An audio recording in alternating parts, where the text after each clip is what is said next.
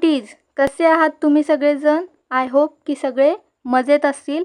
आज आपण इयत्ता 4 या पाठ्यपुस्तकातील इंग्लिश चॅप्टर नंबर 2 आपण चॅप्टर पाहणार आहोत. ठीक आहे, चला तर धड्याला सुरुवात करूया. एसोप चॅप्टरचं नाव काय आहे बघा, एसोप फॅबुलस. एसोप म्हणजे ग्रीक मधला माणूस, फॅबुलस म्हणजे एक कहाणी. ठीक आहे, फॅबुलस स्टार्ट करूया बघा. Fables are short stories that have a moral or message for us. म्हणजे एक छोटीशी कहाणी आहे जेणेकरून आपल्याला काहीतरी त्यातून शिकायला मिळेल. ठीक आहे, मॉरल म्हणजे काहीतरी शिकायला मिळणे, मेसेज म्हणजे संदेश. ठीक आहे, something to learn and keep in mind as we grow up, म्हणजे आपल्याला जेणेकरून काहीतरी शिकायला मिळेल त्यातून. ठीक आहे, most of the fables have animal character we think and act just like a human being. म्हणजे काय सांगितलं आहे की या धड्यात प्राण्यांची स्टोरी आहे. ही कहाणी प्राण्यांबद्दल आहे, पण ते कसे माणसांसारखे विचार करतात या स्टोऱ्यांमध्ये आपल्याला समजेल. ठीक आहे, it believed that many of the fables were first told by wise person called Aesop. म्हणजेच काय, ही कहाणी एसोप या माणसाने सांगितलेली आहे. या कहाणीत जे आपल्याला शिकायला काही मिळतं ते कोणी सांगितली आहे, एसोप या माणसाने सांगितलेली आहे. पुढे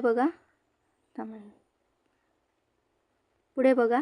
एसोप लाईव्ड 100 years ago in a country called Greek.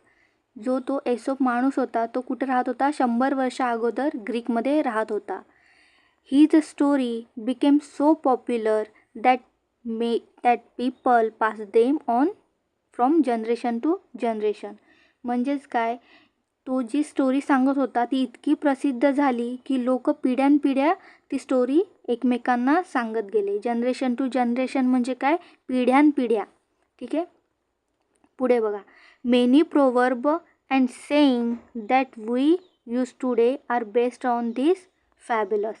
आजच्या जमान्यात जे आपल्याला कहावते, मुहावरे जे आपल्याला ऐकायला मिळतं, जे आपण सांगतो लोकांना कहावते, ते कोणी सांगितलेली आहे, या धड्यांमधूनच सांगण्यात आलेली आहे असे इथे दिलेले आहे. ठीक आहे, there are the two well known fables. म्हणजे काय, यामध्ये 2 कहाणी सांगितली गेलेली आहे. चला तर आपण पहिल्या कहाणीला सुरुवात करूयात.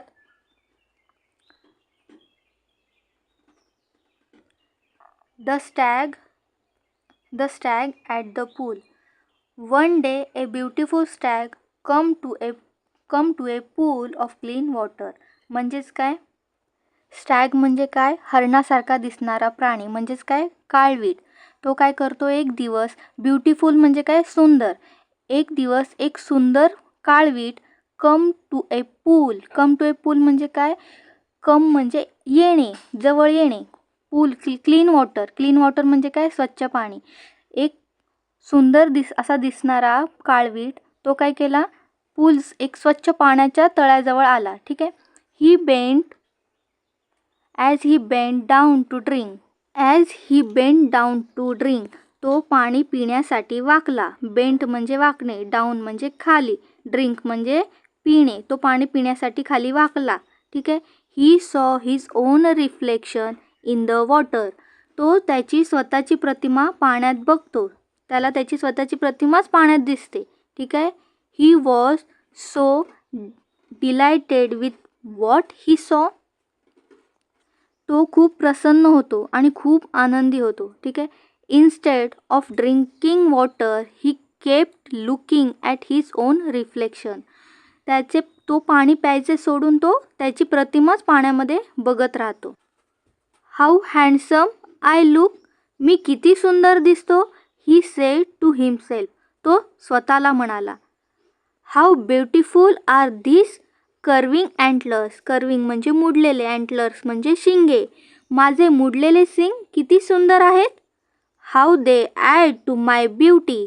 ते माझ्या सुंदरतेला वाढवत आहेत. How graceful they look. खूप सुंदर दिसत आहेत. Then he moved nearer and he saw his leg reflected in the pool. त्याच्या पाण्याच्या जवळ तो गेला तेव्हा त्याला त्याचे पाय पाण्यामध्ये दिसले. पायाचे प्रतिबिंब त्याला दिसले पायाचे. He was quite disgusted. Look at my legs. Oh they are so ugly. All spindly with my feet. तो काय म्हणतोय की माझ्या पायाला बघा, माझे पाय किती कुरूप आहेत. पाय इतके मोठे आहेत आणि खालचे टाच इतके बारीक कसे काय. I wish that nature had given my legs in worthily of my stately antlers. म्हणजे काय म्हणतोय तो, नेचरने मला इतके खराब पाय कसे काय दिले. माझ्या सिंगांची, जे त्याचे सिंग असतात ना, त्याची ते सुंदरता कमी करतंय. पुढे बघा. As he saw brooding in this way the stag heard and across going switch across. Brooding म्हणजे काय, चिंता करणे. ठीक आहे. ॲरो म्हणजे बाण. ॲरो म्हणजे काय, बाण. मग तो चिंतेत पडला. तेवढ्यात त्याला एका बाणाचा आवाज ऐकायला आला. ठीक आहे. तो बाण काय झाला, बाण त्याच्या पुलाजवळून सुरकन आवाज करून पुढे गेला, निघून गेला. ठीक आहे. पुढं बघा. At the same time he picked up the scent of the hunters. म्हणजे काय की त्याला त्याच टाईमला त्याला काय झाला, एक हंटर्स म्हणजे शिकारीचा वास आला. With a quick turn he bounded away. तो काय झाला, पटकन तिथून पळून गेला. बाउंडेड अवे म्हणजे पळून जाणे. His legs carried him swiftly into the forest. त्याचे पाय त्याला पटापट कुठे पोहोचवले, फॉरेस्ट म्हणजे जंगलाजवळ पोहोचवले. The hunters were hot on his trail but they were no match for his speed. Soon the stag left hunters far behind. म्हणजे तो इतका फास्ट पळाला की हंटर्स खूप दूर राहिला त्याच्यापासून. त्याचे पाय, तो ज्या पायाला कुरूप सांगत होता, माझे पाय इतके घाणेरडे म्हणत होता, ते पाय त्याला कुठे पोहोचवले, खूप लांब जंगलात पोहोचवले, एक सेफ ठिकाणी पोहोचवले. शिकारी शिकार करायला आलेला. ठीक आहे. पण तो शिकार करू शकला नाही. का करू शकला नाही, कारण तो खूप दूर पळून गेला होता आणि त्या शिकारीला खूप मागे सोडला होता. पुढे बघा. Safe and out of the hunters reach the Stag slowed down. आता तो एका सेफ ठिकाणी आला होता आणि हंटर खूप मागे होता, त्यामुळे तो काय केला, स्लो चालायला लागला. Suddenly without realizing it he walked into a thickest. म्हणजे त्याला सडनली रिअलाईज झालं. काय रिअलाईज झालं, तो एका घनदाट जंगलामध्ये वॉक करतोय. ठीक आहे. There were trees with strong branches growing close together. म्हणजे जिकडे बघेल इकडे तिकडे पूर्ण ट्रीज होते. स्ट्रॉंग ब्रांचेस म्हणजे मजबूत फांद्या होते आणि ते खूप क्लोज टुगेदर म्हणजे खूप जवळजवळ असे घनदाट झाड्यांमध्ये तो गेला होता. ठीक आहे. And also the same antlers of which he was so proud got caught in the thick growth. ज्या सिंगांवर त्याला इतका गर्व होता, ज्या सिंगांना तो इतका सुंदर असं म्हणत होता, त्या सिंगांनी त्याला झाडांमध्ये फसवले. ठीक आहे. आता पुढे बघा.